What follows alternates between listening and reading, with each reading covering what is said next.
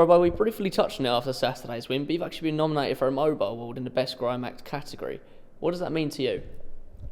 It means a lot. It's a culmination of all my hard work outside of football. I've been doing it since I was 12 now. Not professionally, but I've been rapping. I've been making music, and to get some recognition for such a prestigious awards is really like a well done, and that's definitely what it feels like. And speaking with my friends and my family and stuff, they're all really chuffed for me because they know how long and how hard I've worked. So it's really nice to get the nod for something that's so up there in the music industry. And as you just mentioned, you've been doing music for some time now. Is this the biggest award you've been nominated for? I think it's the only one.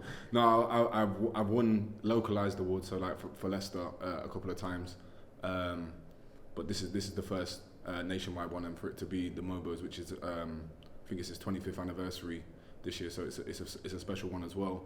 To be nominated for this one, especially after all this time, is really just gratifying for me. Yeah. And grime is a genre that originally emerged out of London. As you said, you've won some local awards in Leicester. If I'm not mistaken, you're the only person to be nominated who wasn't born in London. So do you think that makes you different and unique in this category?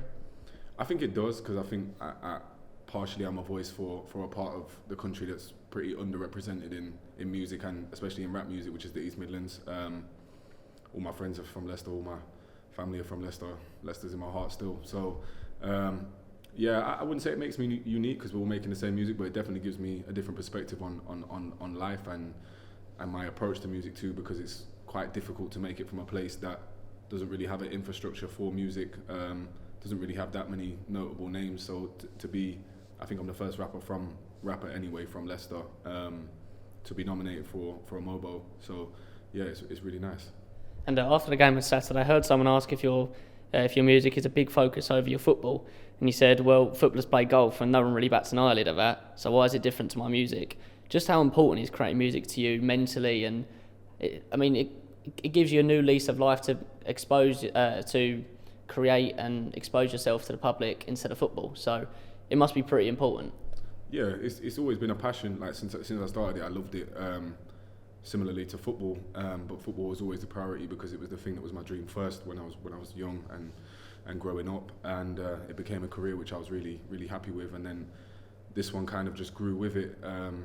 It's an area for expression for me. It's a different side of me that maybe you can't see on a football pitch because you can't hear me or you can't see inside my head, but it's definitely a place where I go to express and relieve stress and things like that, and it's always been a really healthy outlet for me. Like I did say in that interview, some people do go smash balls down a driveway, highway, I don't know what it's called, fairway, whatever. Yeah. A golf course, or they do other things to relieve their stress, and this is just mine, and for it to be something that's turned into a career is really pleasing for me. And in a recent interview, you said on a football pitch, if you do a step over, lose the ball, and they score, the gaffer's going to tell you off. If you go into a studio and you might mess up a lyric or you don't like exactly what you said, you can go and change that, can't you? Which is a lot different to football. So that's where music is a lot more.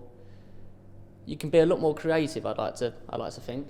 Yeah, I think definitely it's a lot more personal, because on a football pitch, you're a part of a team, and the team comes over you, and you become as one. Whereas with music, I'm not in a band, so it is just me, and it's very much more about who I am rather than anyone else, which is probably one of the reasons why I love it so much, because I've been in a team sport for my whole life. So yeah, and like you said, the only comparison I can make, if you flop on stage, there's no going back. But in the studio, you can edit, you can finger, whereas football is a lot more in the moment, and mistakes are capitalised on a lot quicker. So it's a little bit different in that sense, but I do certainly feel like they are quite similar in a lot of ways. And this is, as you said, this is the 25th anniversary of the MOBO Awards, and it's going to be hosted at Wembley Arena, if I'm not mistaken. If you go on and win this award, where would you rank that in terms of personal achievement throughout your life?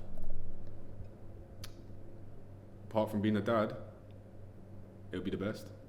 It's something that I feel I've worked for mostly my whole life, the whole of my adult life, and maybe not got the recognition that I felt I deserved. And this is just hopefully the first of many where I do get some recognition from the industry and from the public. So any help on the votes would be massively appreciated, and if I can bring it home, it will be a massive achievement for Leicester and for Dagenham too. And just lastly, how can our fans go and vote for you?